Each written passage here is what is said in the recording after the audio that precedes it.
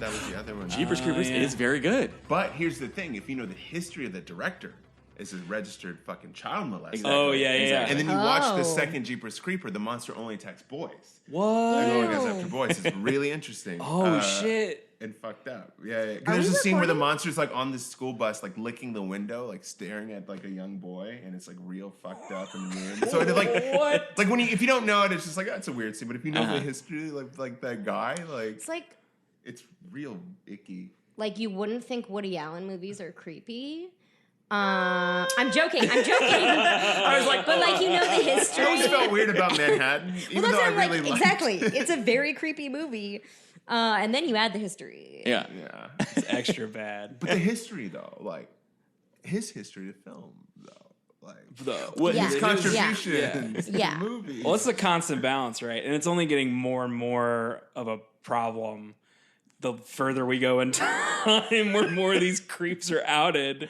It's like, God damn, they're all just like sex maniacs. In the case of the guy who directed Jeepers Creepers, I presume his dalliance with children, that was not outed until after he made those first two movies. Was he like run out of town on a rail? No. I think it was before. So he did Powder. Yes. And before Powder, he did a movie called Clown House? Something like that. And the kid in that movie came forward and said that he had molested him. And I think, I want to say, and I please research this, I want to say he had already been found out by the time he did Jeepers Creepers. And maybe even by the time he did Powder. But like, we were just in denial about it because that was how Hollywood was. Yeah. No, I think he was like registered fucking sex offender. Oh my God. And everybody was just like, whatever. Still got to do this stuff. I mean, you can't believe definitely by Jeepers Creepers women too. or children. Yeah, absolutely. And then there's Jeffrey Jones. Because those came after Jeffrey Powder. Jones. Yeah, definitely. Yeah, because I remember, I feel like there was buzz. Buzz is maybe the wrong word. There was Whispers. some hot buzz going on about him being a perv. Hollywood was alight with goss about that guy, but like in Powder era. So like anything. I do remember that now. But is this just, again, what we always revisit, which is like, I mean, horror is so marginalized. It's like, well, let that sex pervert go do a horror movie. Yeah, we no don't shit. care about Yeah. that. It's a low budget. Who cares? There's like nothing to lose. Yeah. Probably. That's I mean, part of it. definitely somebody said that in in an office somewhere. And then it goes on to do well enough. Yeah. They do a sequel, and you're like, but this, Oh, now we have to. It is something Morales. very good. There's that scene, I think I told you guys about that scene where he's tying his shoes in like the weird cave.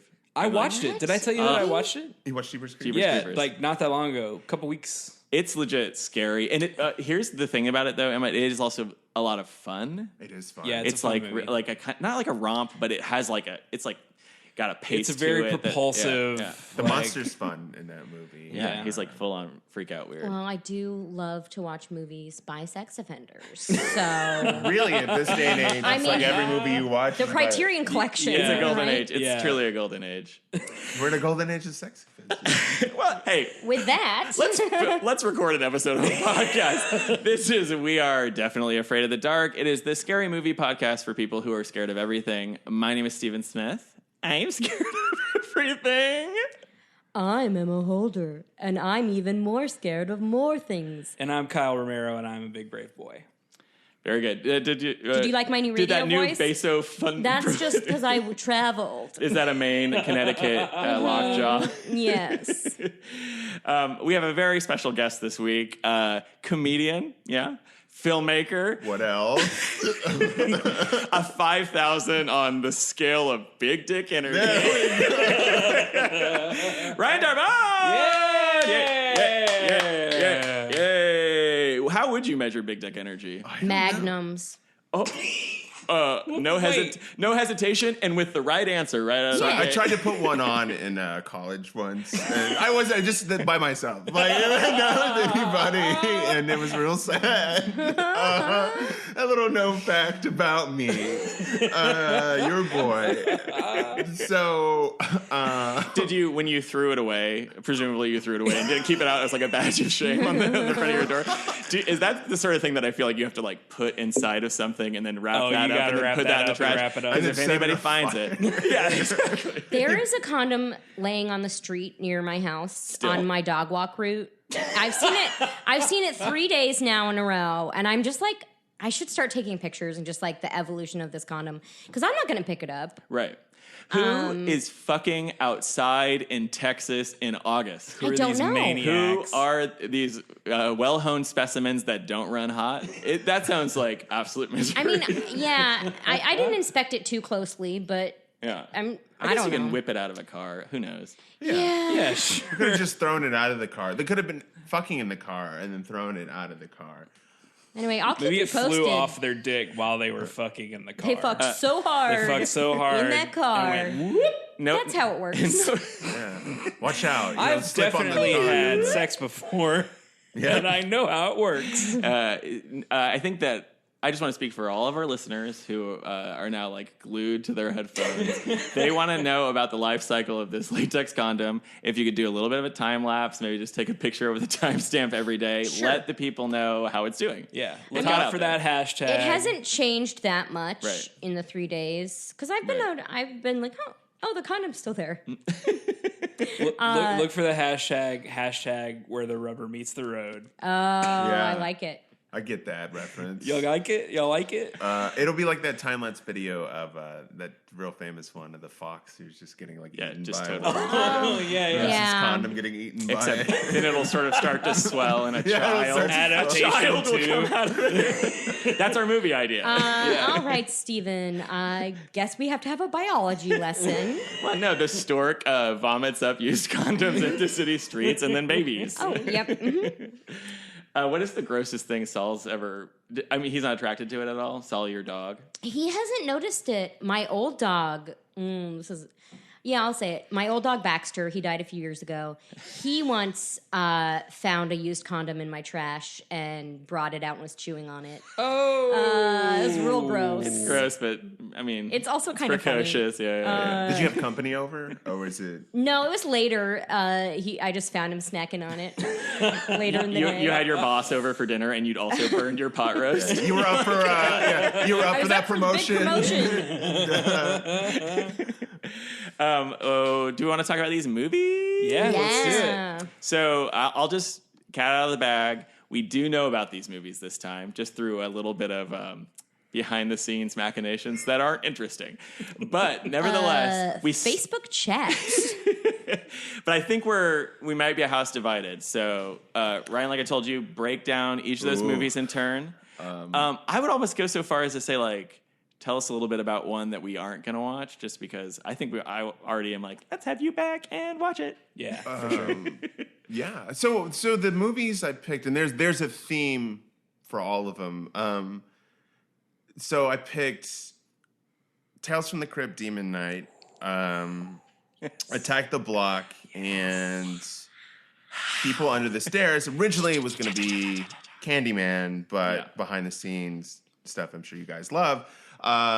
We couldn't find it for streaming anywhere. Can't really, get a hold of it. It's not which is streaming. really fucking weird. Wet Daddies, if any of you have a copy of the DVD, let us know. That seems crazy because it is a movie that I feel like everybody's heard of, everybody's seen. So it's like, and I do feel like, we've been kind of hard on slasher. I put it in kind of a slasher category. It like leans more slasher than anything else. I maybe think. urban legend meets slasher kind of thing. like ghost slasher. Ghost Ghost Slasher is how I described it in the chat today. Okay. So why is it not available? And I'm an expert. Well, it's about to get 2 brand new Blu-ray releases. I saw two that, different companies are releasing it on Blu-ray. Maybe at that's the same time. strategy. So I think it's, Starve the So it's market. about to be They do that. extremely Shouts available. out to Scream Factory. Shouts to Scream Factory. Shouts to Arrow Video. Also, Yeah, they do some really good stuff, man. They're like the Criterion of horror movies.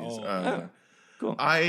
So the theme is sort of films with, had to get political on this podcast, y'all. Films boy. that have like a strong POC lead or cast or something that sort of strays from the norm of what you. I mean, White maybe not so suburbanites, much yeah. now with horror films, but horror films back in the day.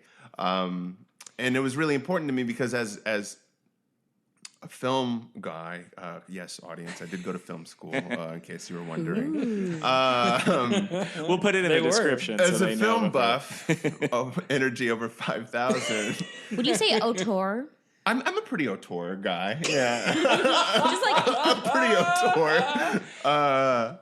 No, I'm not the biggest horror movie fan, and I don't like being scared. Like I fucking hate jump scares. I hate it. They're the I worst. saw The Ring in high school, and it fucking ruined me. Like for a few days. Ryan. So Trying to get her to watch it. we have to watch that for our live episode, and I'm very. I'm so sorry. You're the second person who has just unrelated brought it up. How scary it is in the last week, so I'm real excited. It's is scary like- and it's long. It's 2.5. I know It's it's a very so long long. movie. But here's the thing. It is one of those rare cases where I think the American remake is a lot better than Yeah, the original. agreed, yeah. Absolutely. But it's genuine dread. Absolutely. Straight up. And then there's All right, like there's a let's jump worry scare about where it there's like later. somebody in a closet. That was that's the the worst worst one. one. It's That the was the worst worst one. one. I was in Okay. theater. I saw that in high school in theaters, and I had a TV in my room, and the TV, I guess the coaxial cable had kind of come loose in the middle of the night, and so I woke up with static on the television, and I was just done. I was gone, man. Speaking of jump scares, real quick, listeners, I believe the first movie to utilize jump scares was the original Cat People. Oh, shit. I think that had like what is considered might be the first jump scare in a film. That's really interesting. I've never seen Cat People, the original or the remake. So just a little bit of I'm more of a trivia. dog person myself. Dogs chewing on condoms. Yeah, I forgot about that part of the Emma podcast. loves and cherishes dogs. and use condoms. So I wanted to pick movies that had kind of a theme and and so I'm attracted to horror films that have, and I like all kinds of movies and all horror films. So this isn't a hard set rule, but mostly I like horror films that have sort of a purpose to it, right? It's like as a genre, it's pretty message driven. I think, like at least maybe the last 20 years, I feel like all of those sort of big movies have that sort of thrust behind them. Yeah. For sure, absolutely. I mean, we're spoiled with things like Get Out and It Follows, and I'm blinking on. I mean, Hereditary. The Witch. These all just go beyond just being like this is scares for scare's sake, right? Like this is dealing with family issues, race issues. Something like Attack the Block, right? Dealing with housing projects, and I love that movie because I don't want to spoil it. Just in the way that movie ends, I feel like it's just a summation of the problems faced with people that live in the projects. And if you've seen the movie, I hope you know what I'm talking about. But And that is one of your choices. that is one of my choices, Yes. absolutely. And Tales from the Crypt Demon Knight, it's just a fun, campy thing. But the thing with that movie is there's a black female lead. And who Is that That's Jada awesome. Pinkett? Jada Pinkett, Yeah. who's fucking Before awesome she's in that. Smith. She's really good Yeah. in it. Yeah, absolutely. And directed, I was just telling Kyle this before we were recording, directed by the cinematographer of Do the Right Thing. So, When did it come out? gosh, 95?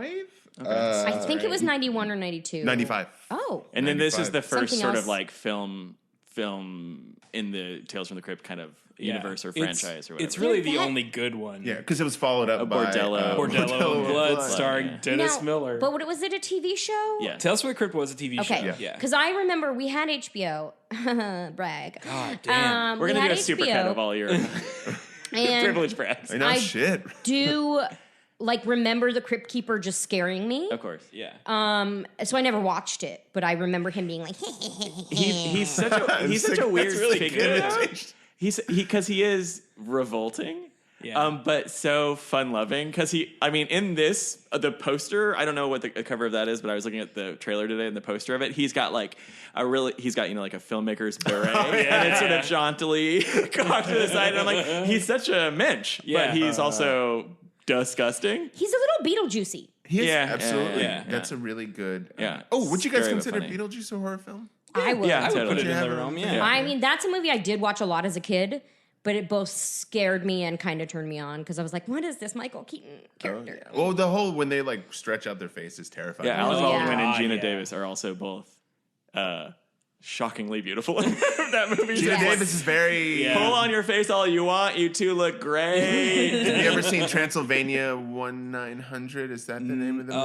Or 18? It's Jeff Goldblum's in it. Yeah, Gina I know. Davis is in it. The very sultry Gina Davis. Oh gosh, I think it's 1900 or 1800 or something like that. Have you ever seen it? I haven't seen it. I know what you're talking about. I've heard of it. Is it supposed to be like it's a like a sex campy- hotline kind of for vampires? No, no, it's it's a weird campy 80s movie. But so Attack the Block, what else did we talk about? Tales from the Crypt. Yeah. So yeah, Jada Pinkett, black female lead, CCH Pounder. It's just it was, again, for a movie that came out in '95, a horror movie that came out in '95. I think it was a rare thing to have something like that. Yeah. And is it all funny? have like a black director do it.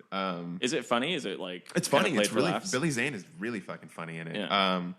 But it's also like gory and it's just fun. It's a fun movie. I think it's got Rick Baker effects in it. It's like really. Oh yeah, it does. Yeah, It's yeah, really yeah. well done effects wise. It's super cheap. William Sadler, Oh, who he's you'll know awesome. from Bill and Ted's Bogus Journey as the Grim Reaper. Oh, awesome. A million things. yeah. Wasn't he in Shawshank? He was in Shawshank. He's in Power. If you guys ever watch Power on Showtime, nobody. Crickets. All right. Wrong crowd. Yeah.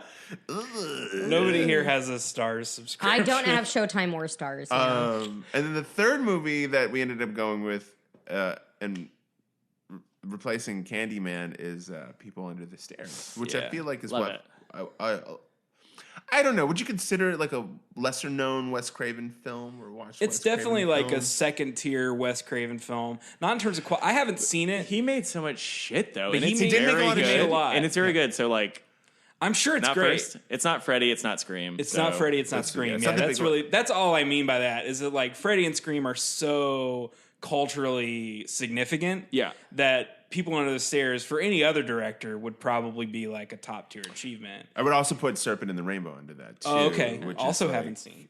Which is also really, really good. Bill Pullman, Jacob's Ladder was a choice that I had. Oh, nice. Also very scary. Also very scary. Well, so this is what's so a lot of these kind of like are hybrid movies, I think, or they like the cat stand. found my yogurt. I forgot I brought yogurt to eat for dinner. But it's secretly loose in the Is front it of your loose bag. in your No, purse? it's not loose. It's in. I mean, it's in a container. Okay. But did then- she like open it? Did the No, cat she just was peel just back sniffing the? at it. Oh, okay. It's I was fine. like, you just It's have fine. loose Cat's a boy. cultures. Please don't misgender my cat. I'm sorry, cats are girls. Cats are girls. Real quick, People Under the Stairs deals with race issues very heavily.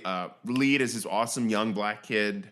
Ving Rhames, I think, Yeah. is in it. Oh shit! I did not know this. I definitely, my memory of it is as it being like a horror movie that's also like a weird adventure film. Like it's got a Goonies or Totally. a Stranger Things kind of vibe to it, where it's like kids. Both of which scared Kid. the shit out of me. Goonies. Well- scared you? Oh yeah, as a kid, I could not handle Goonies. What didn't? Crohn's. What did not did scare I you as a watch? kid? That's a really good question. Is it Crohn's?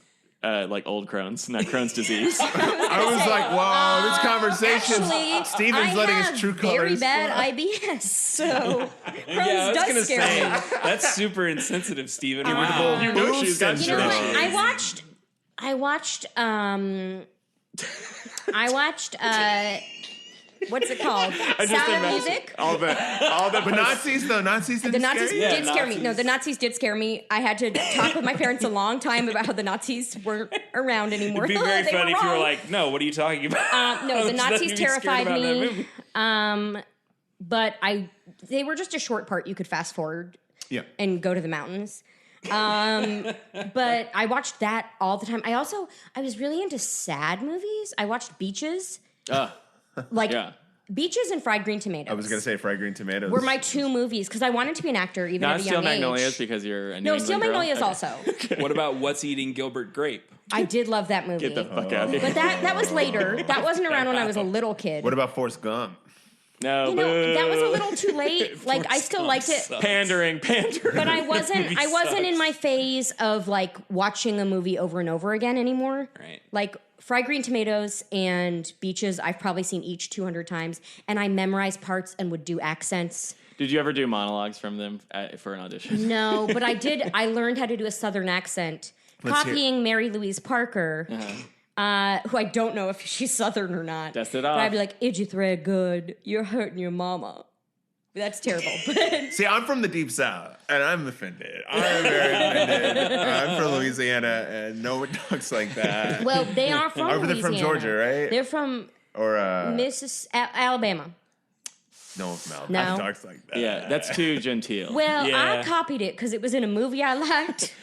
Hollywood, famously good with accents. Yes. Oh yeah. Best example is True Blood. Yeah. Oh my God. Nobody sounds like they're from No one Louisiana. sounds You would know, Kyle. You're from East Texas, Yeah, like deep East Southeast, Texas, yeah. man. Give us some of that jambalaya. Please do not ask me to do that. Do that accent, You baby. can hear it naturally in my voice, I feel like. Yeah. I listen back to this podcast, I'm like, Fun I fact. sound like Dylan's a a fucking East swamp Texas boy, man. and both of you were saying "and whatnot" a lot the other night, and I was like, "And whatnot?" I guess it was late, but you guys are East Texas. Are you and from? whatnot. Are you from Texas? I'm a San Antonio boy. Ooh, There's I'm no just accents in San kidding. Fuck Antonio. outta here. Yeah, go back to. San- No, Alamo City, baby. Go Spurs, go. Quick. Just got to talk about True Blood for a second. Oh, good. No, the 4 leads, all 4, They're like English or they're all Australian. English or Australian or Swedish, whatever Skarsgård is. Yeah. So like Sarsgaard. Yeah, he's a Skarsgård. With a K. with a K? That's Kronsgaard. that's why their accents. Well, that's part of the reason their accents Well, the are first so terrible. season, the guy who was like the killer in the first season, that actor who was also in Black Snake Moan, I forget his name. He's only in the first season. He's like the main antagonist. Justin Timberlake. No. He's in the first season. They find out he's like the killer or whatever. And Yeah, whatever. I He vaguely was the remember. only one who took classes, I think, on because his like Cajun voice is okay. It's good. Like it's fine. Yeah. Everyone else was just riffing it, just shooting for Yeah, the back it road. didn't matter. It was sexy vampires. It But was anyway, It sexy. literally does not matter. I digress. No, nobody- I yeah, love clearly that nobody garbage cares. show, even though it is a little scary for me. Yeah, when you're coming a tidal wave of blood, like who cares what your voice I sounds love that like? they cried blood. Oh my It god! was Jesus so great. Christ. The I have vampires not cried seen You've never blood. seen Wait a minute. I've never seen it. Oh, was True Blood an allegory for stuff? Who cares? Nah. Let's vote on these movies. Yeah. Let's Okay. not talk about a 10-year-old television show. But if anyone wants to do a podcast with me about True Blood, Wait, you're not scared of True Blood? It was sexy enough that I got Okay. over it. So we need to be we need to get more horned up Yeah. for these choices. Hornier in the future. movies. Future guests, pick hornier movies. Quick top 5 horny horror. Sleepaway Camp. Sleepaway Camp's pretty horny. Okay, let's vote. I want to go last if I Okay. may be so Oh bold. boy. You did that Price is Right bullshit. All right. You little stinker. Kyle is the least valuable. My statistically voter. insignificant vote goes to Tales from the Crypt Demon Night. Ooh. I think it's fun. It's so fun. I want to watch it because it's so fun. Steven's happy.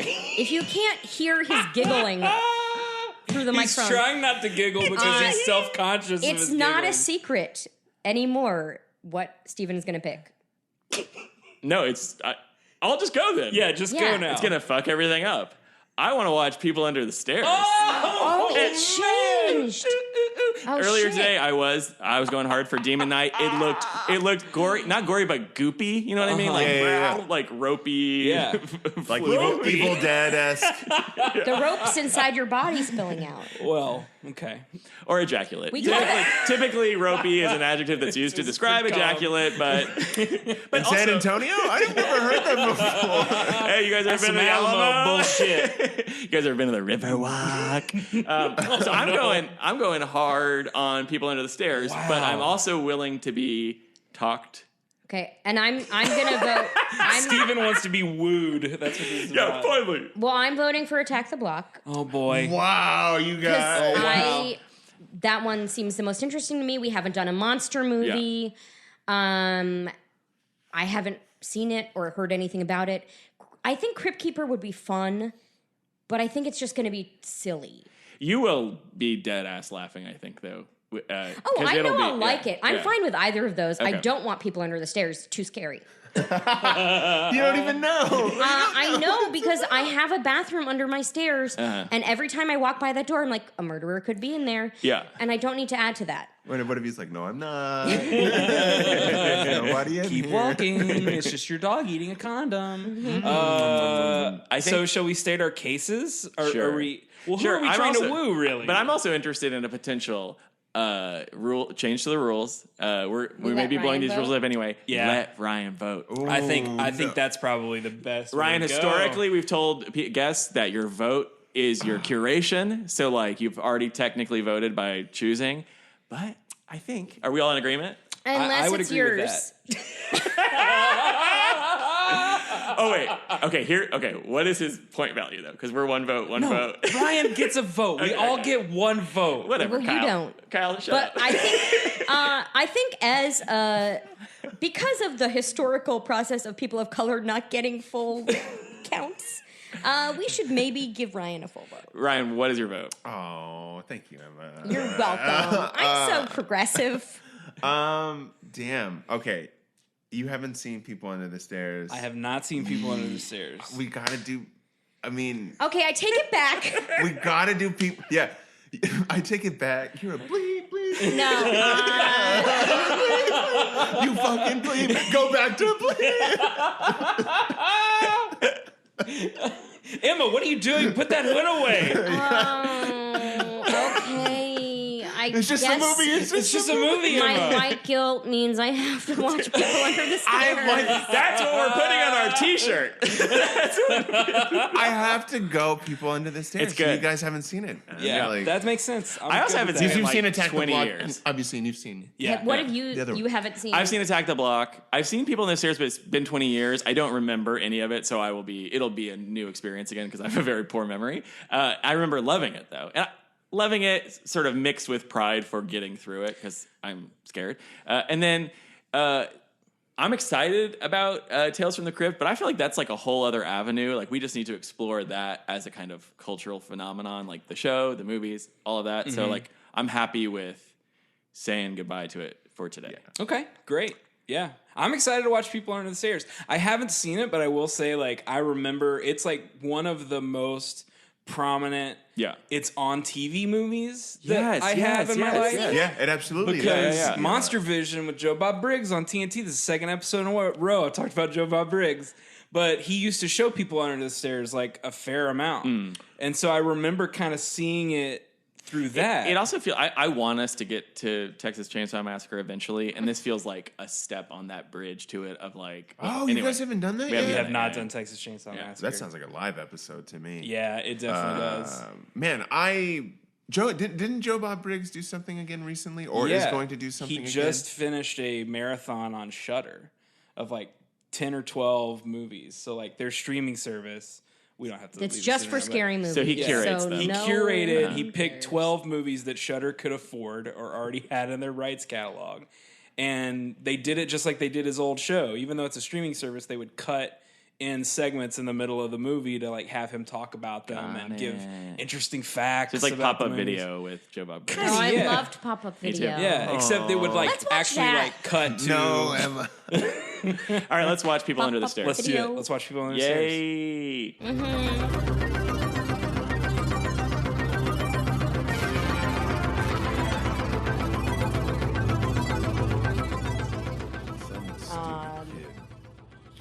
Cool. We're talking good. shit about kids again, which is perfect for this movie. Yeah.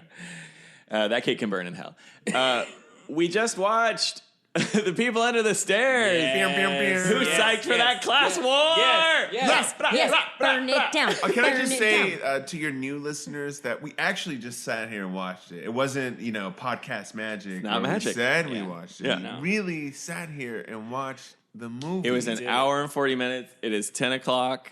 We are ready to talk about this movie. Yeah. I think, we all love this, right? Yeah. I liked it. It was Yes. great. Emma liked it. I liked it. We need to start. It'll be a running list. It'll be a very short list. but we'll just This do is one. definitely at the top. Yeah, maybe. Yeah. Because I kind of liked Creep, but it was too scary. yeah. And this is much better. It's more fun. It's way more fun than I remember. It's way funnier than I remember it being. Yeah. And it is like straight up a kids movie. Yes. This is a scary movie for kids that's maybe like a hard, on the hard edge of it. Yeah, hard Yeah. PG-13. But what is it rated? Do we know? I think it might be R because Yeah. Because there's an F and there's Some some F in. There's some severed weird body dismemberments. parts. There's some Well, there's some weird racism, sex stuff. weird Yeah, they sex say the stuff. N-word Once. He only says Does- it He once. says it once, Does and they cut her off the MPAA second care time. about the N word? MPAA does not. I think they the only care about sex. hierarchy is like sex. Sex, is but the top. Is there anything? He just grabs his dick. It's implied. But it was implied to, like, a child. implied- Like, yeah. Well, you got they're a really- point there. Yeah. And he wears a sensitive. gimp suit, and they He wears call a- each other mommy and daddy. It's an R, folks. It's rated R. Okay,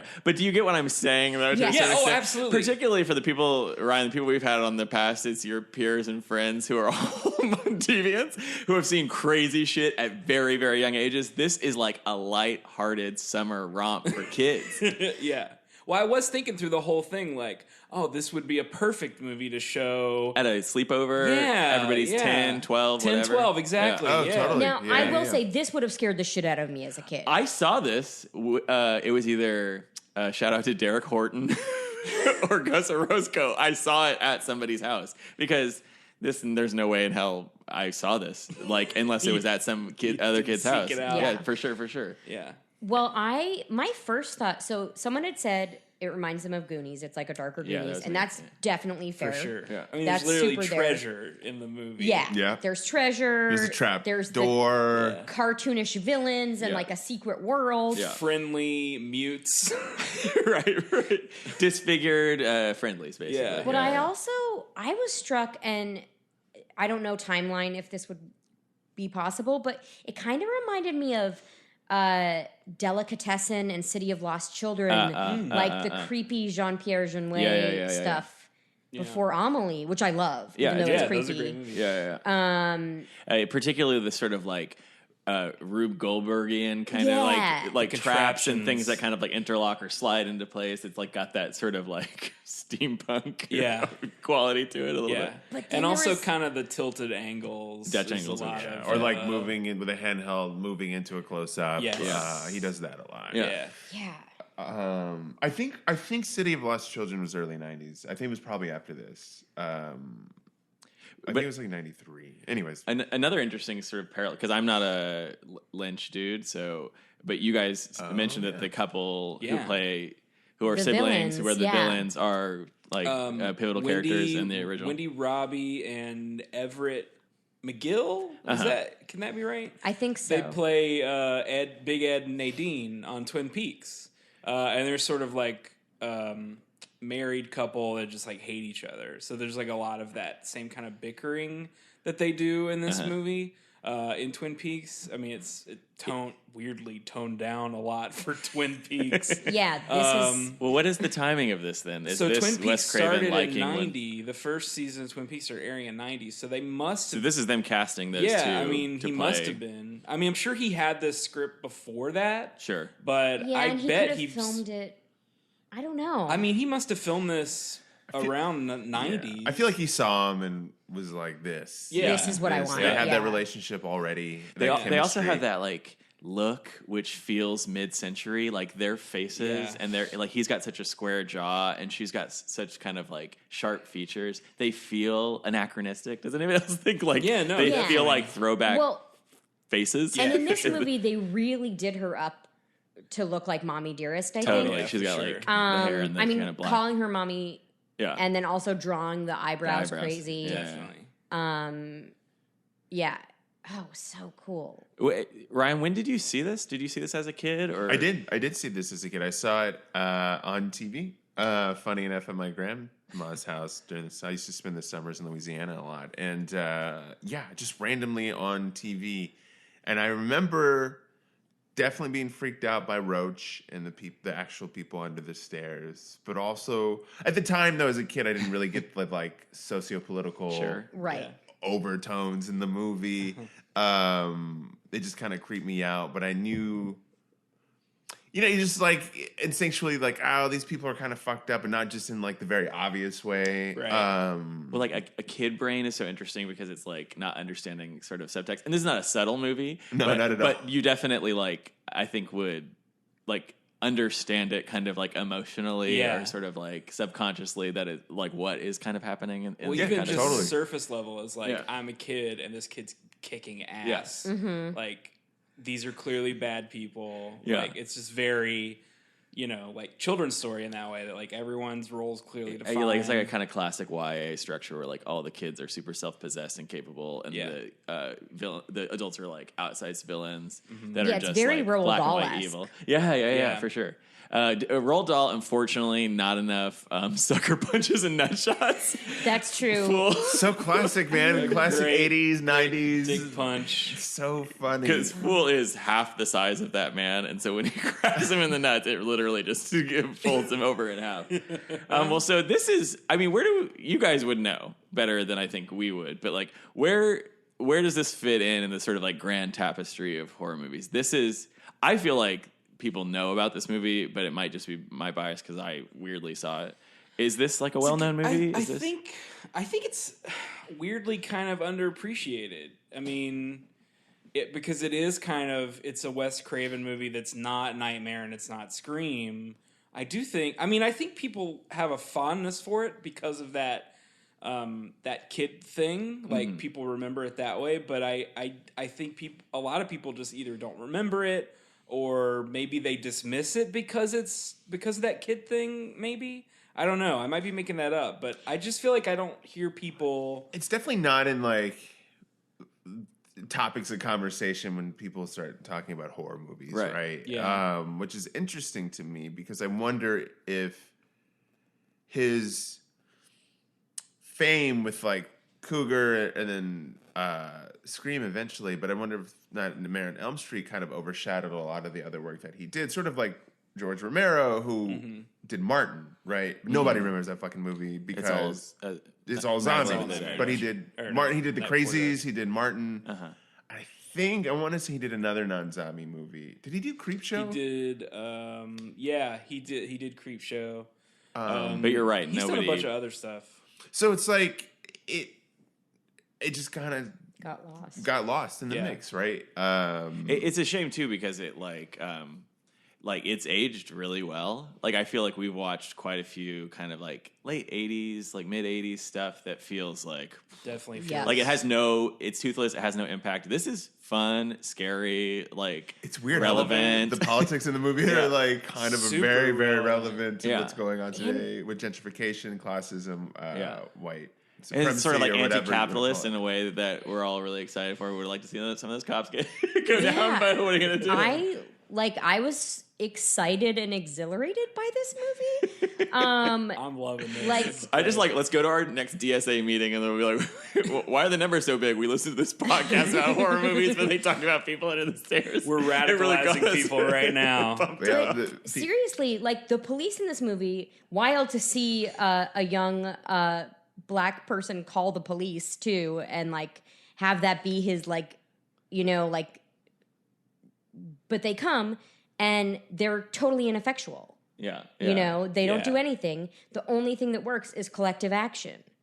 That's true. Yeah, because then his sister shows up, then the grandfather shows up, And then the then all the community neighbors. shows You up. think it's the police. Like, you think when the knock comes on the door, like, great, the cops came back, they heard the gunshots, they're going to save the day. But it's the community. It's the community coming in. I don't think you even, like, as the movie ends, so the movie ends with a big explosion, this house blowing up. I don't even hear sirens and shit in the distance. At the end of this movie. It's like... It's literally just like the witches are dead. Yeah. And now it's literally raining money. And everybody's having a fucking party. Like, it's amazing. Great. It is a pretty wild ending. Well, the fact that they are just like hoarding the money is another great thing. Well, I mean, the anti-capitalist portion of this is like they are basically, I mean, They're slumlords. They're slumlords, but they have like wealth and greed has rotted their brains. Yeah, like they're so far gone. They're totally crazy. There's some implied sexual there's some degree of incest is going on.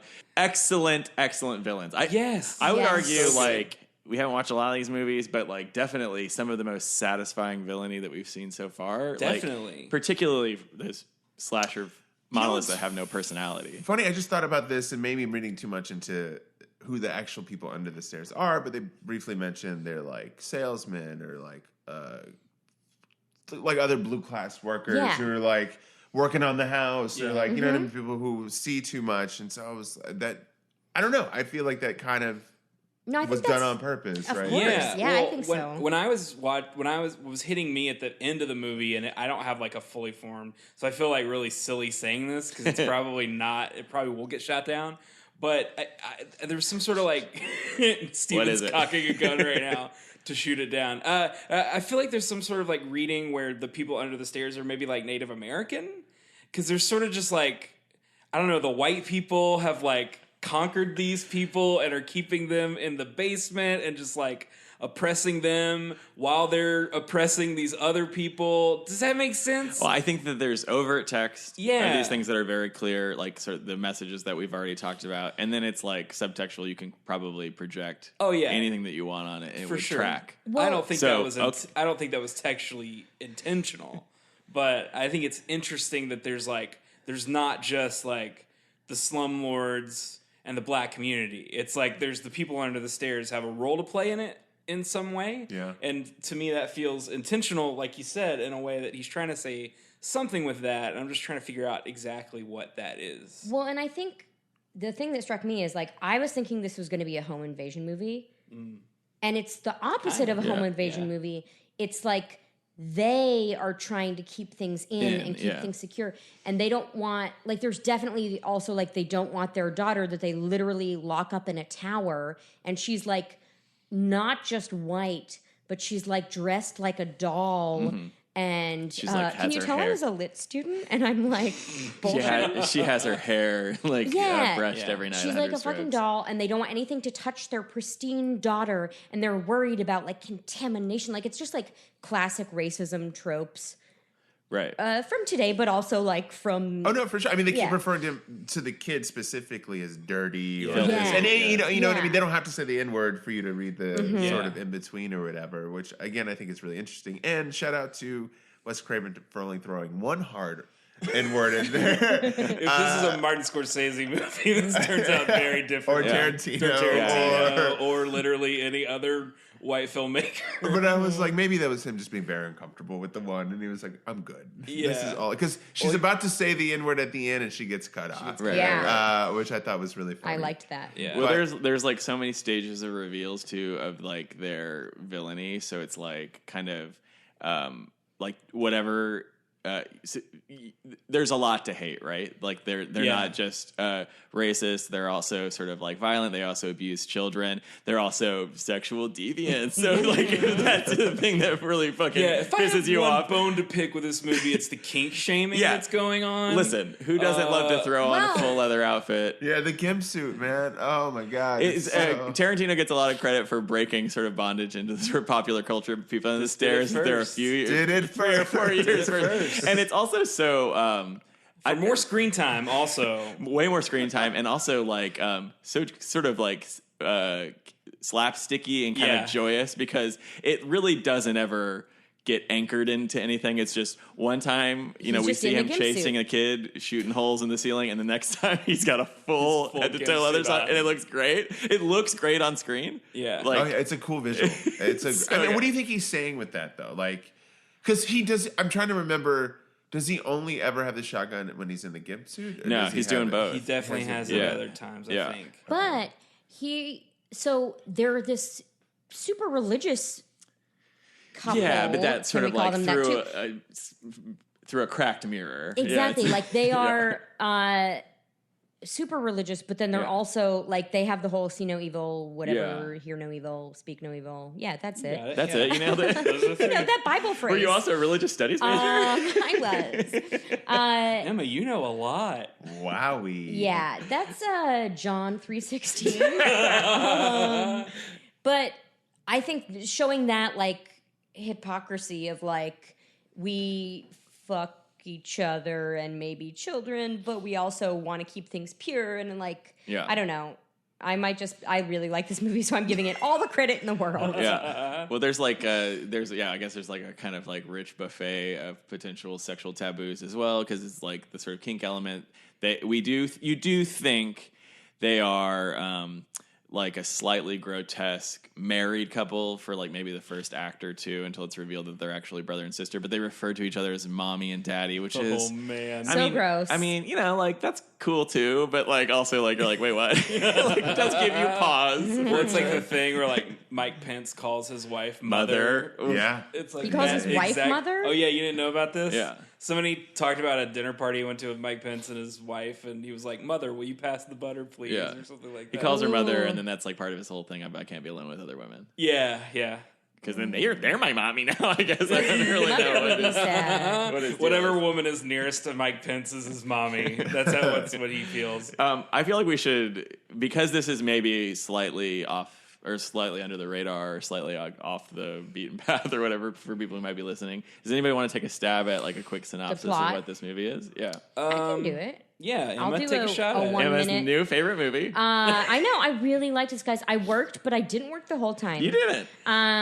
Before we jump into the synopsis, I just have to say, like, at the very beginning of the movie, I really thought Emma was just going to straight up leave. Because the moment where he's chasing Ving Rhames and the kid through the house the first time, Emma the whole time is, like, fanning herself. Oh, I didn't see that. And going, like, oh. I get very worried for kids. Yeah, And there's dog stuff in this. no, I'm not making fun. Like Yeah. it was a lot. It was really tense, and so I was like, "Oh fuck, we fucked up." Like No, Emma's out. I was talking the way my mom talks through a movie, which is like, no, don't do it. No, they shouldn't.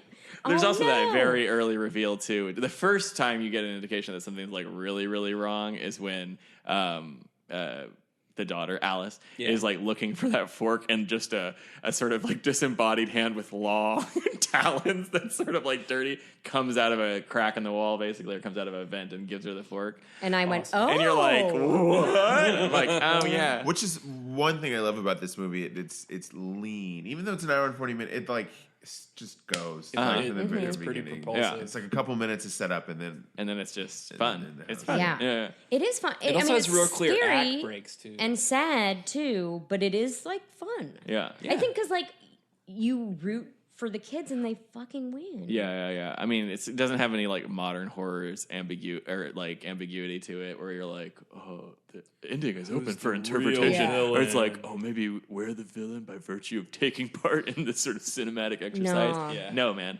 All right, So, do it. Fool is the nickname for the boy. Already, He's yeah. 13. It's his 13th birthday. And his sister reads his tarot. And I wasn't really paying. I wasn't sold yet at that point. You did mention you had that tarot deck. this was though. also I the did. first like minute of the movie. Yeah. Literally So, the first shot. I was still looking at prologue. Facebook. But so basically we discovered that Fool and his sister and his ill or dying mother live in this falling apart apartment with her babies as well, but we never see his sister's babies. And they're going to be evicted. And we find out from a young Ving Rhames, Oh yes, who is the sister's boyfriend. boyfriend presumably. Or I don't think it's friend? ever. he just said a explicitly spelled out. friend. Yeah, Yeah, unclear. it's- But they also mentioned unclear. that she turned tricks. Oh yeah, they did say Oh, that. I missed On that. the strip. Did she, or Ving was that Rhames like is what would hanging happen out. if they were put out? Oh, that's a good I point. think that might have Oh, been it was a like- hypothetical yeah, thing. yeah. Ving Eating Rhames' beans, character, etc. Leroy. Yes. Yeah. He was No, was he- not the nicest, But he was very. but he was very funny. very colorful. I think that like my favorite line. I'm sure we all have a favorite Ving Rhames ad lib or improvised line from this, but mine is 13, that classic age when you're too old for tit but too young for ass. Getting fucked Yes. either way. Getting fucked. That's pretty Not great. this 13-year-old. I cannot imagine being that experienced a 13-year-old Yeah. to be like, no more tit, please. I think it means your mother's teeth. Oh, It means No, yeah, no, it's like, you're not going around sucking on random titties. this whole time I thought it was like, you got to go to third base now. Someone that's like why I pulls out was her like- titty for him, and he's like, "I'm 14. Give no. me that ass, please. No, madam. Please put your tit away. No tit for me." I'll pass. Yeah. Well, that's why I like that's it, because wild. it's Now a it makes- crazy fucking thing to say. That makes more that sense, took though. me a long time. There were literal gears in my head going like, wait, what? Like I was doing 12-dimensional calculus to try to figure out But what. it makes sense, right? Yeah. Now I get it. But you thought I thought he kid meant was like, just getting titty, and and then he was like, "No, I'm 13 now." That's why bar and bat mitzvahs happen at 13 because you're too old for tit, too young Yeah. for ass. don't you step on a tit? Yeah. Brozzle talk. Oh my god. Oh no. Well, we had a good run. Yes. 11 yes, episodes. Yes. It's over with. Cut it out. Cut it If out. you'd like to No. take Kyle's place, please tweet at us. Do not cut that out. This needs to go down in We should history. bleep it so that way they have no idea what he said. Everyone's desperate to know. Put a warning at the beginning of the. All the Kyle wet, says something all the really wet daddy awful in the truthers are middle like, of I think he this. said Brazel top. And they're like, that's bullshit. You don't know what he said. Come on, Brozzle talk. It's a good joke. It is. It's a very good joke. Thank Well, you. it's not a good joke. It's a It's a joke. It's a joke. It's certainly a joke.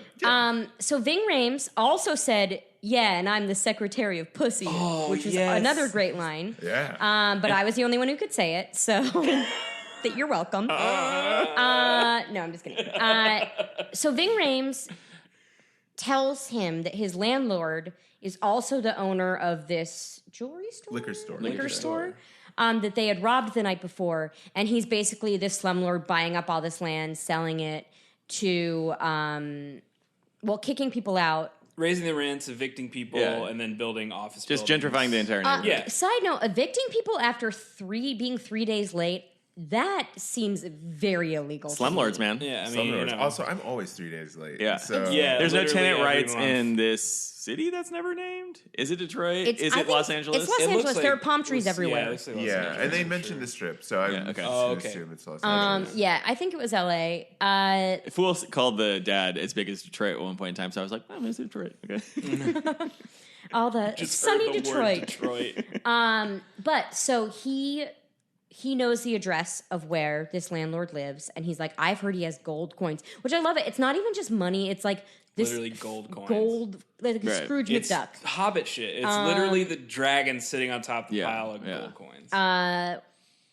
Or Don't know that reference, or but Gringotts no, I'm Vault. just I mean, depending on like what you're. Oh, is that not from The Hobbit? No, that is. But Okay. I was. Then he said Oh, Harry that's a Potter Harry stuff. Potter Mine was a thing. tedious Harry Potter We're reference. just- We okay. can make a Goonies reference. We can whatever. Gold is Yeah. gold is gold. Scrooge McDuck. Pick your poison. We can make a gold member reference if we wanted to. It doesn't matter. Nothing matters. So they go to the house. We meet mommy and daddy, who are the creepy villain cartoon characters. She is aggressively brushing Alice, their daughter. She's not really their daughter. Spoiler, we find out later. They've kidnapped all these children. She's brushing her hair very aggressively. And that's like a thing that moms do. So to see it like heightened like that, I was like, ugh. I don't know if moms do that to boys as much as they do to girls. Not so No. much. No, Did not. Never had my hair brushed. Give like us a tit. I was, I was like not You allowed just to put go to them on the school glass. without brushing my hair, and it was always a big fight. This isn't a tit glass, Mom. This is a whiskey glass. So then we discover. There's literally parallel podcasts. I know. Emma's gonna like. I'm gonna ignore push the tit through. bar whiskey bar convo. Let's find different ways to sexually objectify our moms. While woman-like work, Emma just pushes through with the description. And You guys ever seen there's 9 people to under the 5? stairs, and those people have It's titties. a really good movie. I love 9 to 5, and it's a little scary. What? Trigger warning. They kidnap someone. Okay. Yeah. All right. Anyways, It's not really we're scary. sorry. So we discover her fork is not on her tray. She's a prisoner in her bedroom. Yeah. And she has been giving food to the secret people who live in the walls. In the walls. And mommy does not like that. So this is what's going on inside the house, which is also a funeral parlor. Yeah. yeah. And, you know, the first sign of, I mean, there's a couple signs, right, that something's really fucked up was the aggressive brushing of the hair, but then the way she reacted to her losing the fork, Yeah. where you instantly got red flag that this is an abusive household. You just get the feeling that she's obviously looking for absolutely. something Yeah. to Well, she punish her said for. something about like what happens when you lose silverware. Right. Yeah. You know the Which punishment is- for There's some losing history silverware. here. Very that is- specific thing to have a Yeah. punishment for. And child actors generally have that sort of like shouty sort of like high exuberant vibe or whatever. And this girl is very meek. She's obviously the victim of untold years of abuse. She's terrified. Yeah. Fun fact: she is played by AJ Langer, I like to think of this as her origin story. who she was gets Rayanne, Yeah. the wild party girl on My So-Called Life. And it's very funny to see her playing such an opposite character. But imagine if Rayanne is Alice, like on her sort of post people Her under the stairs Rumspringa. Exactly, where she's just like, yeah, come on, whatever, let's declare Danes, let's do everything. I don't know. That would make sense. Yeah. So we discover. So they break into the house. I'm gonna rush a little now Yeah, That's fine. That's because fine. we've been taking our time. So they break into the house. We discovered that this house is kind of like a weird fortress with booby traps and locks and a killer dog. It's like, but it's also like gone to seed. Like on the outside, it looks quite like it looks Fancy. scary. Like, I think it looks kind of like a once grand stately home that has gone to seed. Which like, could on be the outside. Yeah. Yeah, Metaphor exactly. for the way they are. Exactly, right? exactly. Right. And on the inside, there's like outside. Yeah. heaps of dead. Like it smells. Apparently, and there's like heaps of dead flies. It's gross. The entire place is gross. Yeah. Yeah. So the dog attacks them. They end up running upstairs. Leroy, I'm really sorry to say, does not make it. No. He gets shot by some kind of shotgun that like blows big holes in you. Yeah. Wait, it might be a hand cannon at that point in time. I don't remember. Yeah, I think he had the, He had the little- it doesn't really matter. Whatever. But Doesn't matter. Very scary gun. Oh, and he also has like a laser pointer on it. Can I just say real quick, Yeah. just to back up for a second? So there's a scene where Leroy is, the dog attacks him, and it's got him by the arm, which sort of reminded me of those scenes you see from civil rights marches from the 60s and stuff, where dogs attacking the police and dogs to attack the marchers. Again, I don't know. I think Wes Craven was a really smart dude, so I feel like a lot of this stuff For sure. is That very I- self-aware, very For on sure. purpose, and very kind of like, again, this movie on the surface could be kind of silly, fun, and campy, but you don't need to dig very deep at all to No. kind of, like you said, get all the subtext, if you can call it subtext. Well, let's like jump into the sort of like meat of what the movie is. Then. So Yeah. Leroy is dispensed with. He's dumped into a pit in the basement after being like disemboweled, and then Daddy, he's got basically people like chained up or like kind of walled up back there. They've basically been kidnapping people, service workers, salesmen, children from the neighborhood, and they're basically trying to find like the perfect pristine son, presumably to be like the new daddy to Alice's mommy. But every person falls short. They either see evil, hear evil, speak evil, and get blinded or get their tongue ripped out, and then they're thrown into the basement. So our poor protagonist fool is basically like trying to survive in this. in this maze. no one's ever made it out. Right. No What one's is up ever with made it this out of the house. fucking house? Because it has like a sort of like a cleaner, like more presentable front face, and then again, potential metaphor. But then there's also these like back hallways that are like totally disgusting, and they're like blowing holes in the entire time. Like whatever we see downstairs feels like it's like a more presentable version versus that Yeah. bathroom that's like scuzzy. Yeah. Those feel like two different houses to me. Definitely. Yeah. Yeah. And I think there's also lots of like secret passageways and straight up booby traps, and there's a fun slide at dog, one yeah. point that they send the killer dog down. So the booby traps are Roach's work. Roach is like Yes. the I think Peter so. Pan of the kids who live under the stairs. Also, there's like a slightly weird hierarchy there. Like Roach, Roach is escaped. benevolent. Yeah, Roach He's doesn't in the live- walls. Yeah, Roach He And lives in the everyone else walls, is in the basement. But what's his relationship with the other people under the stairs? I don't. Seems contentious. Yeah, it does. It does. Yeah. He never really interacts with them, and No. when he does, he only does it to get Fool out of because he gets thrown into the cage with them. His character's really interesting. Yeah. If I have one gripe about this movie is that he dies way too soon. Yeah. And this is pretty early on. There's still like 50 minutes, I think, or 40 minutes left in the movie when he dies. But do you think, like, how long do you think he's been in there? Because he's older. He is older. And I don't know if that's Yeah. just 80s, 90s casting where it's like 30-years can play teenagers, or if I think he's supposed to look older. But I think Well, he definitely at least a few years. Well, this is just like totally unrelated, but like for me, because I'm sort of like more cynically minded, I'm like, maybe not that long, because I read this thing that this guy wrote who was like in a gulag for 20 years in Russia, and he's like basically like what needs to happen to sort of like break the human spirit, like, and he said it can happen in 2 weeks. Like people come in, and if they're given like little to do and they're pitted against each other, it essentially happens like much faster than you think. So that tongue had definitely healed over. So I'm going, if we're doing the prices right about how long Roach has been there, I'm like 6 months, maybe a year. Oh, okay. I don't know. Okay. Because they're cycling through people. Yeah. I mean, these two but don't she like was sit on their friends with laurels. him. I mean, I think he could be. I think maybe in real life you could not survive years in the walls there. they are throwing you raw body meat But to survive. I think the idea is that he has lived there for a while. Fair enough. Okay. Because she is friends with him. She feels close to him. She is Alice. And she was presumably taken at a very young age because she doesn't remember. She thinks they're her parents. Yeah. Yeah. So she's been there at least. And he has 14 like years. full on mole man skin. Like he's Yeah. just like Yeah, he's strapped. He's got whatever fucking Peter Pan Yeah. contraptions. Slingshot. He has a slingshot. literally had a Yeah. slingshot. Well, he's clearly the one who set all the booby traps. All the other, Yes. like all the other kind of. So there's like three types of things. There's like the booby traps that he set. There's the weird security measures that obviously like the family over the generations have set to kind of keep the outside world outside. But like, who set up the weird stuff where it like feels like it's a cubby hole, but then you open up the cabinet and it's a It goes cabinet you can't into get the to wall. it. Like that. So is Roach Yeah. full on doing like DIY work at night whenever they're sleeping? I think the house.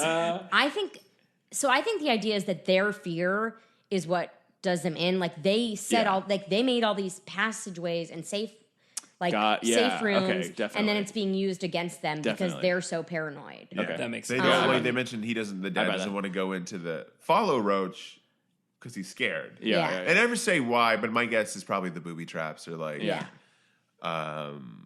maybe possibly the other people in Yeah. the stairs. I don't know. So like there's basically like a couple of set pieces where like it's kind of cat and mouse, obviously with Mm-hmm. Fool, and then the couple. What do we call them? Mommy and Daddy. Mommy and Daddy. Daddy. I don't know if we ever learned their actual names. All of you quickly responded, but looked sort of aggrieved to go like, I guess we call them Mommy and Daddy. Yeah, there was a shot of the mailbox. Yeah, I think they were the it's Robinsons.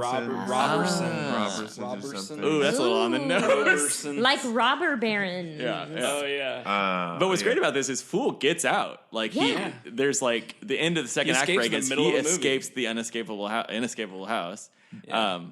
But Well, he goes back, right? goes Because back. He's he's, such an goes awesome back. dude. he's He goes back for Alice. He goes back to promised help her the that he little would go back. girl. Well, and it's the tarot reading, right? Like he's You gotta gotta go through turn the back, sun. go through the sun, Burn You off gotta all go that through- boy. Yeah. Yeah. I mean, he's got the gold. He's got enough money to save his family, and then some. Yeah. Um, Yeah, they make it very clear that it's like this is life-changing amount of money. Like you Yeah. will pay your rent and pay for your mother's surgery. Like Yeah, it's everything will be very fine. explicit. Why Yeah. would they want to stay there? Though? I don't know. That would be Yeah, it assumption. was weird. They're like, okay, you stole the gold coins. Here's a bunch of money. Now go hand it over to the landlords Yeah. that you just. Well, the grandfather's like, you'll be able to pay rent till the year 2000. I was like, not long enough. You got to get out. Yeah, get a house, invest in some Yeah. property. Maybe he meant rent elsewhere. Yeah, fair Maybe, enough. maybe. They didn't specify.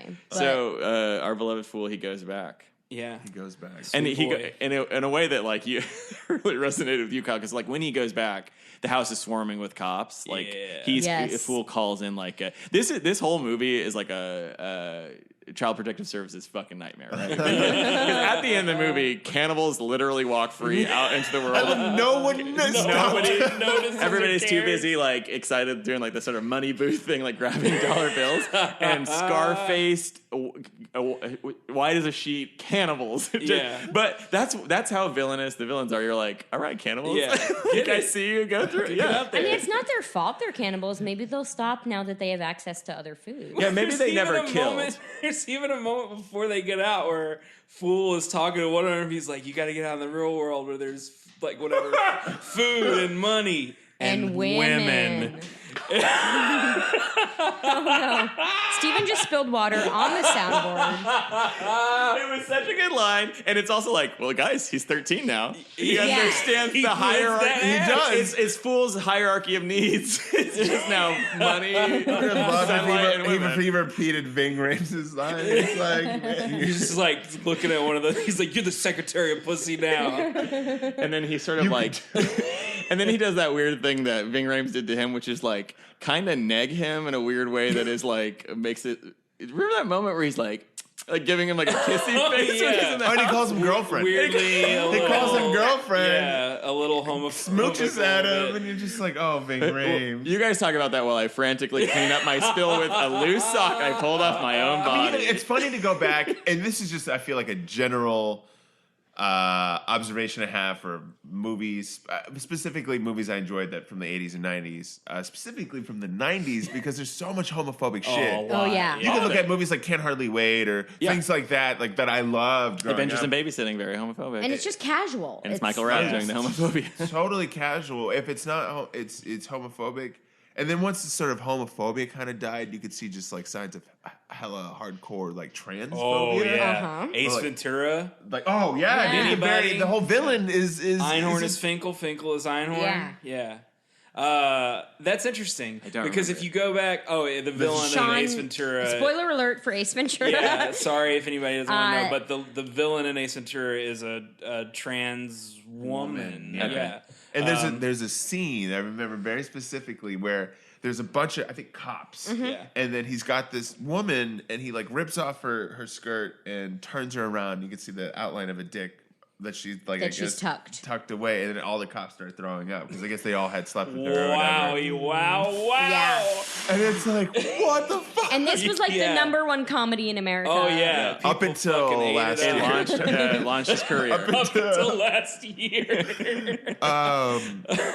It's Until Game Night came out and swept the country. I just saw that on the plane. I like Rachel McAdams. I do too. She's up there with Emily Blunt. We've talked about it before. These two can do no wrong. But you know what? For that kind of stuff, this movie was pretty light. Yeah, that was like that the was one. as bad as it gets. Was Ving Rhames calling the kid girlfriend and making kissy faces right, at him. right. Well, I think it's interesting you said about the '90s, how it's particularly bad in the '90s. It's almost like if you go back earlier, like even earlier to like the '60s, maybe and earlier, you may find like less examples of it in mainstream cinema. I don't know if that's true or not.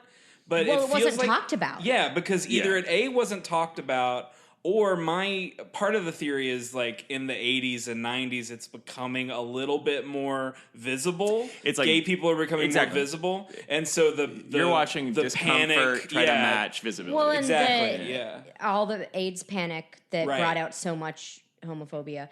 Also, I think it became less okay to be blatantly racist, so people had to find a new group to shit on. Yeah. No, that's a I really. they could no longer get away with including it in their scripts. They had to find some Well, other. who can we shit on? But I'm talking about specifically in comedies. Though. Yeah. It's where Yeah, I find that, yeah. because that group of people, I think, the LGBTQ community was so easy to shit on, and Right. so it's like, yeah, well, if we can't do this, we can't do this. Yeah. What can we do for cheap laughs? Right. The idea that like it's true. It's like the good comedy punching up thing is like literally all comedy I was raised on punched down. Like Yeah. that's like Yeah. all it did. Yeah. So it's like, all right, well that's true, but you gotta like basically burn the back catalog because none of it ages well. Well, comedy, I In think general, in general has a just short has a very shelf short life. shelf life. It Yeah. does. You know what doesn't have a short shelf life? People under the stairs. Oh, I was gonna say this podcast. I do think All comedy except for this ages very poorly. This will last forever. Put it in Hello, the- people in the year Yeah. 2199. NASA, if you're making another one of those gold records to shoot into space, might I suggest episode 11 of We Are Definitely Afraid of the Dark, Give a this to 12 Lord episode podcast. Grabulon, our galactic emperor. Sorry. Go ahead. Oh yeah, I mean, I think we said this before we started recording. Yeah, this does age really well, considering it's a movie from the early '90s. Well, what I loved about it, in a broad sense, is I feel like a lot of, Wes Craven's a white man. A lot of people who are like, a I want to director say in Hollywood something. that was a white shocking. man? If Wes you could- Craven is a black name, though, for real. Wes Craven was our first black If I president. saw that on a resume, I'd pass. No, sir.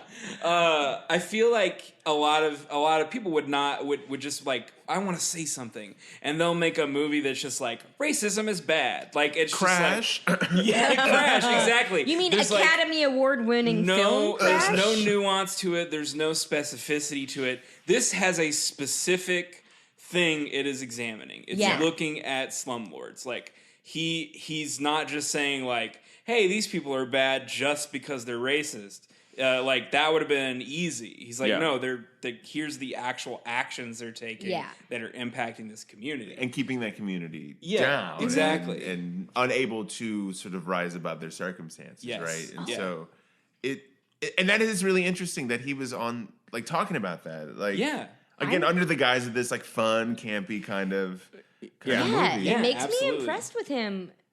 But it's also sort great. of surprising that I think that I keep coming back to this idea that like this is something that is like not on people's radar, because I do think like what I've always understood kind of as an outside observer of like the horror genre is that because for myriad reasons it has the power to kind of like be like social and very pointed and social political kind of messaging in a way that like when prestige dramas like Crash do it, they mishandle it because they can't. There's no room for metaphor. Or there's no allegory, right? Yeah. And so that's what horror movies do particularly well. So it's like this movie is doing it really well.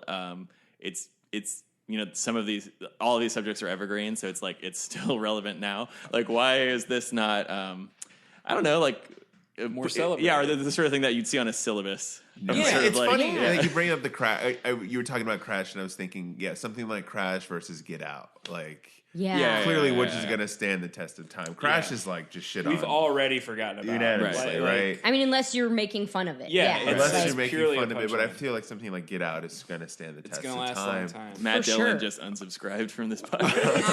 Oh, you know what? But I do like well. the fact that in this movie that the kid, obviously the main protagonist, is a young black boy. Yeah, Yeah. absolutely. And whether or not, like, I mean, with everything that's going on now with young men, specifically young black men being shot down and by police and all these other things, it's again, this movie, how it stands the test of time and how I'm sure that was happening back then too. Just we didn't have cell phones, right? Yeah. Yeah. And so to have that protagonist, and not only that, he's not. I feel like sometimes white directors, white writers can fall into the trap of kind of doing the weird white gazy thing when writing black characters. And he's for really, sure. I mean, there are some moments where he's like, I'm from the ghetto. Yeah. And you're just like, well, okay, we get it. But he's also just like a person. I don't know. Yeah, It's a he's- hard thing. he's- It's like he's heroic. He feels Yeah, he's totally fully- self-possessed. Like all of he gets through everything himself, more or less. Like it's Totally, like absolutely. yeah. Like he I don't know. He's Yeah. like a good person who Well- saves the fucking day, and I think that's awesome. Yeah. Speaking for myself, like my brain is so used to that, like that condescending, like white writers writing for black characters thing is like you kind of go into it a little bit. Like your ear Yeah. is ready for You're- it. yeah, At you're least I primed. was. Yeah, I was like, oh, okay. Like in the first few minutes of the movie, I'm like, Wes Craven. Like I know he's a white guy. Like this is all a little bit heavy handed or whatever. But then it just like the movie sold me. I mean, it's just like you buy into it. Like you stop thinking about that at a certain point. At least I did. Right. Well, and I Like- think once we got into the action of it, of like him being in the like hallways and Yeah. like basically running the show, like he's by himself, Yeah. figuring the shit out. Like Alice helps him a little, and Peter Pan helps him a little. Roach, that's his name. But like he is doing this all, and the fact that he gets out and goes back is like big deal. so. Like that's such a powerful thing. But not only goes back to save Alice, but I think went back with a very clear purpose of going to fuck their I'm gonna shit burn up. this Oh, yeah, place yeah. to the ground. And yeah. orchestrates a whole like Revolution. collective action. Oh, good. Yeah. And he wants to be a doctor. That's and it starts as a joke, or not a joke, but like Leroy's reaction to him is like, Come on, you're never going to be Yeah. a doctor. But then He says like, "You'll be the doctor of robbing," or another classic Leroy. yeah, Doctor of burglary. Yeah, thanks a lot, Leroy.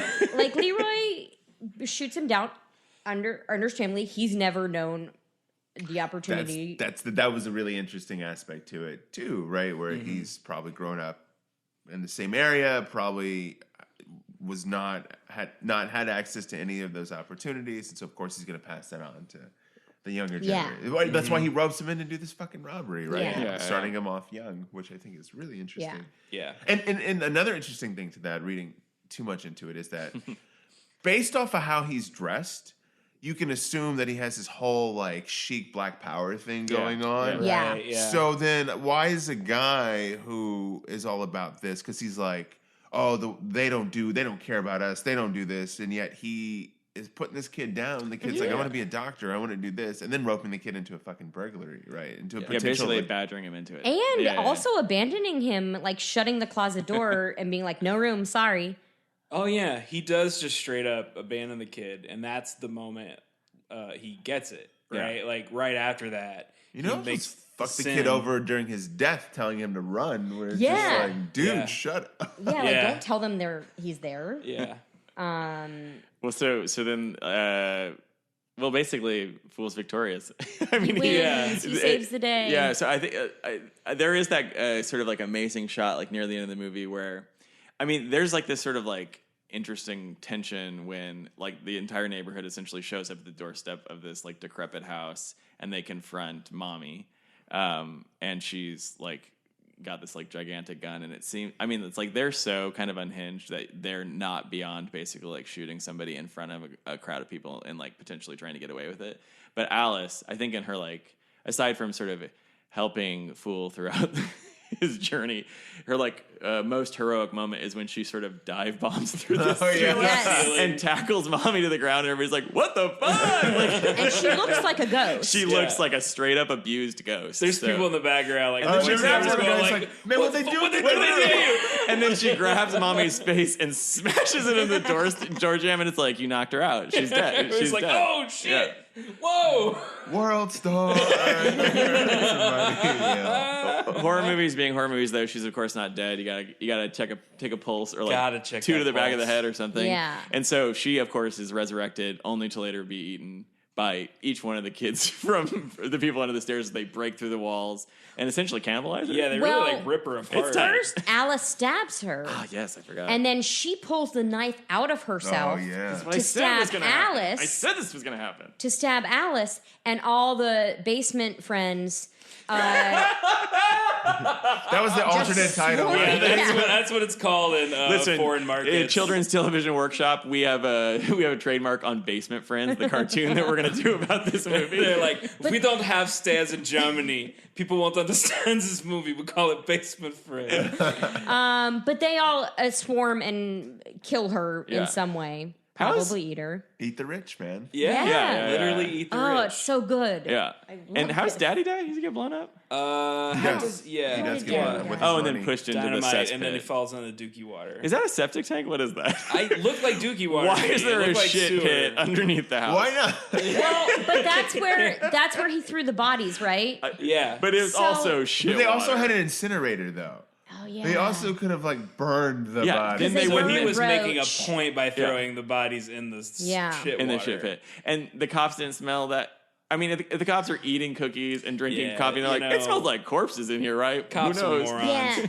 This If they- house would definitely smell. Would smell so bad. Yeah. And just like the decomposing bodies, like that's a huge health violation. Like they're all sick. They're all like getting weird fumes. They got and pink like eye, salmonella. Well, you gotta think the old furniture. There's a lot of mothball smells in there. Sure. Probably Yeah. covering it up. they got Febreze They got before the cops. Febreze. They invented Maybe- it early. Maybe they're burning a lot of incense in that weird occult room that we see for yeah. just a flash. It's got lots of pictures on the Picture walls. of and stuff Reagan like on the wall. that. What was that room? There was Those are all Reagan? people that they- was that room. It's where you there worship was like Reagan. a lot of news clippings, I guess, from like the missing kids or Cool. whatever.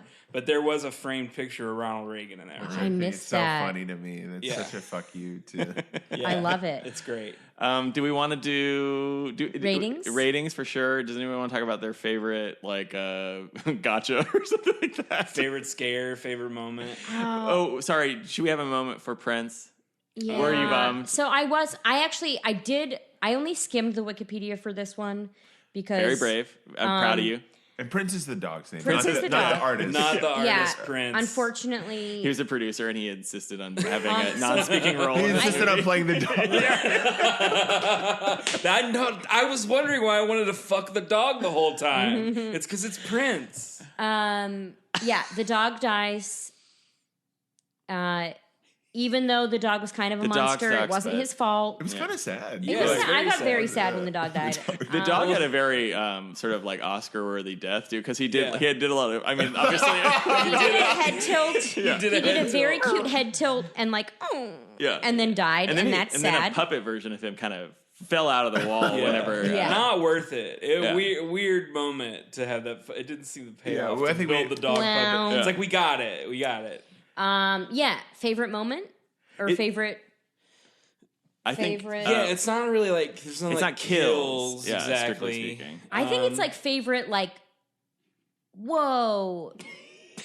And What's your favorite woe from this Okay, movie? maybe this is the Whoa. question. If you were 10 and Yeah. you saw this movie, which I still think this is the audience for this movie, 10 to 12, Yeah. you saw it at a slumber party on a weekend, what would you be telling everybody about at lunch The- on Monday? The slide. That dog The slide. dog slide. The dog's on a fucking slide, and Yeah. it's just like Rufio. Yeah. I think for me it would just be the just trying to piece together what the body count of this movie is, because they have to kill enough people to keep a dozen cannibals fed. Pretty gross whenever I guess Ving Rhames got like disemboweled and just That was thrown. real but then he wasted all that meat. All that meat got thrown in there. He gave him like a little bit. You should have given him this guy's treatment and just strung him up, and then everybody could have eaten the flesh off the bone. It's Carl Weathers from Arrested Development. He's like, oh, still meat on that bone. You Go gotta ahead get and soup pop some going. water. You got stew You going. gotta stew going. Well, are they buying like chicken for themselves? Well, but at not- one point when they're looking for Alice and they look inside the stove, I'm like, is that stove getting used? What do they eat? Is Well- it Postmates? No. My man in the beginning of the movie was eating like a big messy rack of ribs. Yes. Oh, I But think that's they're human. cannibals. So I think Yeah. Because his mouth is bloody after he disembowels. I Yeah. think they Oh have to yeah, see when So he's he's yeah, that's eating. right. Yeah, Yeah. he turns around. He's like tasting. They're the cannibals, product. too. They're cannibals. Yeah. Wow. Nice. Oh, nice. Hat trick. Hell yeah. Oh, you guys Kinky. gotta watch Parents. That's another movie. Oh, I don't know. Oh, that I one. have seen With Meet the Dennis Parents. Quaid. You haven't seen Parents? No. Oh, dude. Thank you. What I missed? What did we miss on our It's been second a I very said- funny Meet the Parents joke. Oh, Anyway, I have seen Meet the Parents. we did parallel podcasts. Oh, yeah. together, and it's Yeah. Meet the it's Fuckers. You need to watch Meet the Fuckers. fine. When there's four people, it's hard to stay on topic with this one. nipples full. Can No, you but- milk me? It's yeah, they are cannibals too. Because I that meat was all fucked up and Yeah. just looked weird. Yeah.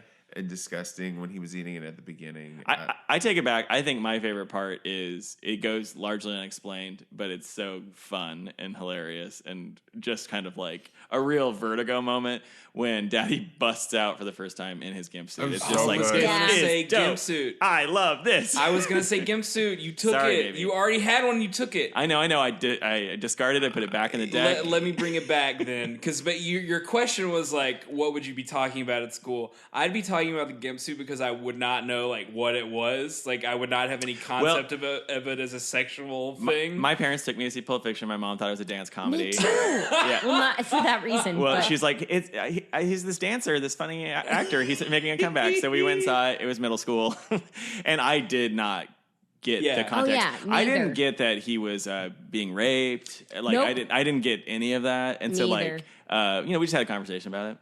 Just sorted it out. my mom and I talked saw about it. oh, we got to dive into that at some point. My mom and I saw it in the theater. She apparently wasn't paying attention because then I asked for the DVD. I asked for the DVD for Christmas, she was and I working. got it. And then we watched it again. Yeah, she was working. We watched it again, and she was like, "I can't believe I gave this to you. I can't can't believe I let you see this. Like, she really regretted her. That was like the first rated R movie I saw, too. Yeah. We went from 0 to 60, like, That's amazing. no rated R movies to, Pulp Fiction, that's fine. Yeah.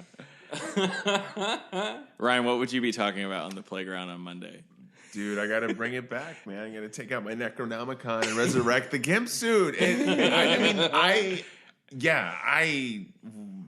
Again, same thing. Like I wouldn't know. I wouldn't know what the fuck that was. But visually, it's a cool so scene. wild. It's cool. He just comes out of nowhere with a fucking shotgun Yeah. in his gimp suit. You're just like, to know me, what? that's when the movie really like ramps up. Yeah. It's like this is gonna be nuts.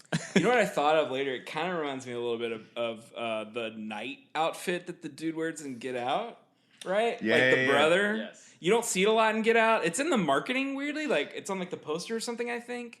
Or I remember seeing it before, but, like, that same kind of thing, like, the eye, like, you don't see the eyes. Yeah. I don't know. That reminded me of it a little bit. Yeah. Let's do voting. Yeah. I'm gonna start with you Okay. because you, I think, loved it, I did. and I'm excited about it. I did. So, obviously, thumbs up.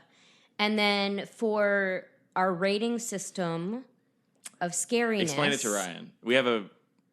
You explain it. You're good at explaining I'll Am do it. I I'll am take not. it. I'm Okay, the okay. only one Take that who bullet. enjoys this bit.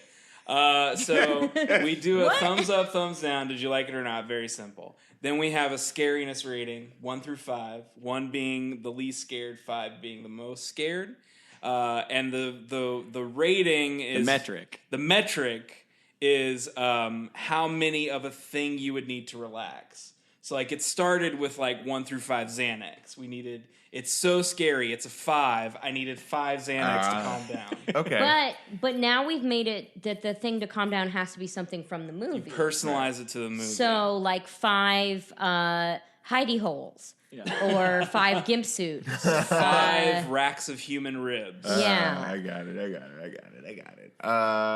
Okay. Oh, I'm digging it. Emma, Okay, Oh, sorry, we Andrew. okay, Go. sure, yeah. I think I would need 1 doggy slide. Whoa! Everything. Now, I can't promise, but I think I'm going to be able to sleep Yes. with the lights Yes. off. Yeah. tonight. Audience, we Tight. did it. Emma's a horror head. No. We fucking did it. I like this movie. Podcast over. Emma's a big Craven fan. Yeah. A horror head, as you say. I love this. She's craving I think it's for great. this I movie. love that. I think, like, it still is powerful. Yeah. It's great.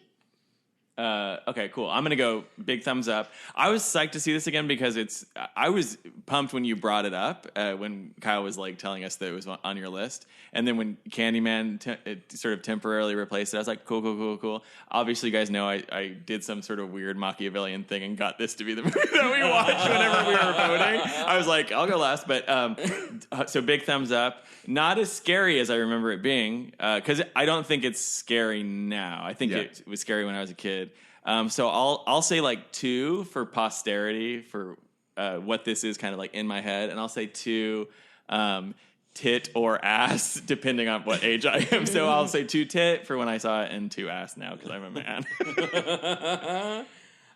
Thumbs up, obviously, huge thumbs up. I'm going to keep the streak going. I'm never going to give a movie a thumbs down on this podcast. Oh, wait. That's my promise to you, listeners. I challenged our The system guests. is rigged. I challenge our guests to bring me a movie which I will not find some kind of enjoyment from.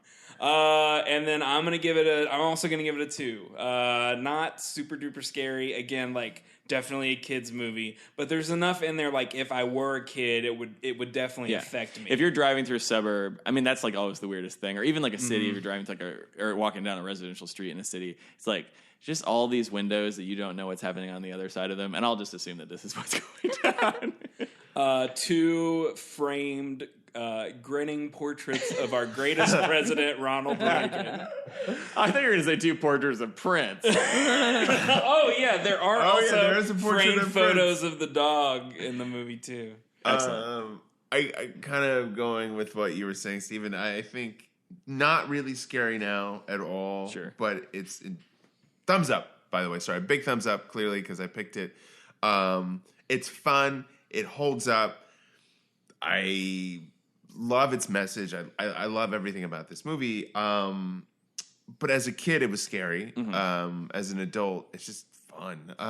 So I would give it, as a kid and as an adult, I would give it 2. And sorry, Emma, 2 secretaries of pussies. I just want to point out, You're the bravest one in the room. I'm the bravest one in the room. Wow, holy shit, we did it. This is like we've peaked then because this is the long goal, the shining vision on the hill. I feel like I fucked up. I feel like I failed. No, this is great. Super scary. We have to film. find movies that Emma can find some sort of justice angle on. And I will say to that point too, like we have, people have been leaving us comments and tweeting at us and stuff like that. We have a lot of people who are like us, Emma and I, who are scared of scary movies. So I would say to those people, go see this movie. It's tons of fun. You can watch it. Maybe watch it with don't watch it by yourself. Oh, okay.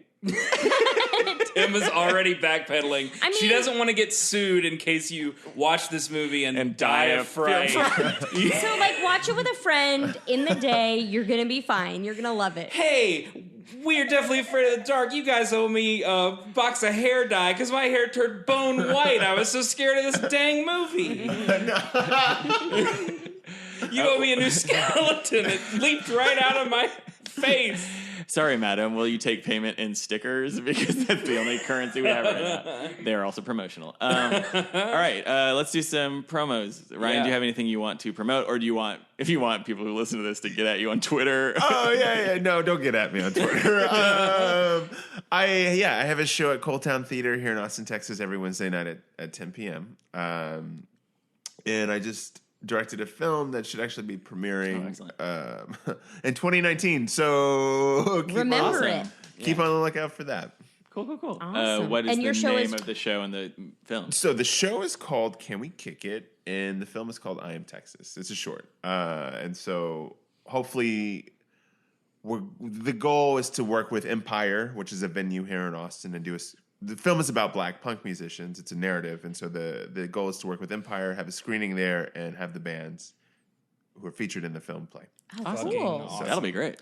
So is I Am Tex on Facebook or Instagram? Yeah, you can go to I Am Texas Film. You can like us on Facebook. We do have a Twitter. Don't add us. And there's I Am Texas Film on Instagram. We're sort of...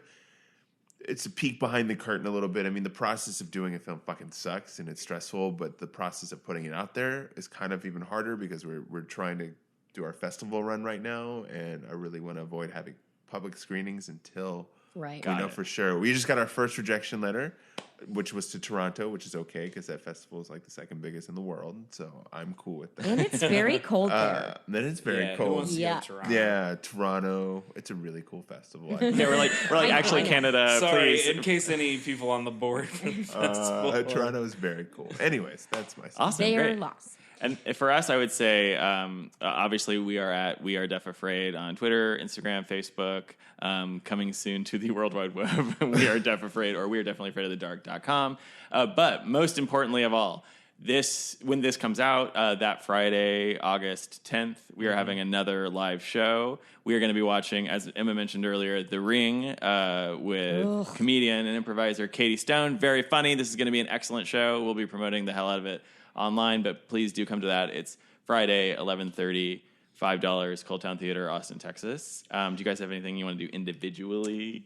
I do everything with you guys. No, I actually do. Okay, drop it. Saturdays in August and September at 8:30, you can go see an improvised bachelorette style show called The Rose. And we go real crazy with it. It's very fun. Sort of a twisted take on The Bachelor. Oh, we don't take it too seriously. I'll just say that. Can we expect to see you debuting a character of Mommy in an upcoming version Oh of God, that? yeah, definitely. Burn it out. Well, I'm not supposed to plan characters in advance, but guess what? We do. Okay, all right. Speaking of peeks behind the curtain, It's Yeah, okay. come see this improvised show. No, it's improvised, but we sometimes have an idea of what character we want to yeah. do. And all of the funniest people are in it. Yeah, so it's that's gonna be a a great show. lot. I was supposed to be in it. I know you were. Ryan had to drop out because he was too busy and important. with the film. making a damn But movie. it's Fair enough. yeah, It's good. A good excuse. Movie versus improv show. I don't know how you could make that decision. I'm very excited to see it, though. It is a fun show. Come see it. Come see it. Cool. And don't forget, as always, Pendulum, third Thursday of every month, Cold Town Theater, 10 p.m. Check that out. And be sure to rate and review us on iTunes. That helps us a ton. Please do that. Tell your friends about the show. Oh, can I just add in one more thing because Kyle didn't do it? Go see Still Pigeon at 10 p.m. Sundays. Kyle or 8:30. Well, don't go at 10 p.m. 8:30. Kyle and Emma are very funny, and Steven is sometimes sometimes Steven's in it too. Sorry, Steven. Sorry, you weren't there when I guessed it. You weren't there when I guessed it. Fair enough. You weren't there when I guessed it that one time. I was in New England. All three of these guys are in it. All very funny. It's a really fun show, and it's fucking free. It's free. That's true. Thanks, Ryan. Wow. So, hey, you know what? If you're not going to do it, then I'm going to do it. The record shows we've never promoted it, so bad. We are bad at self-promotion. Thank you very much, Ryan. Yeah, thanks for addressing that. We'll fix that in future eps. Okay, cool. Bye. Bye, everybody.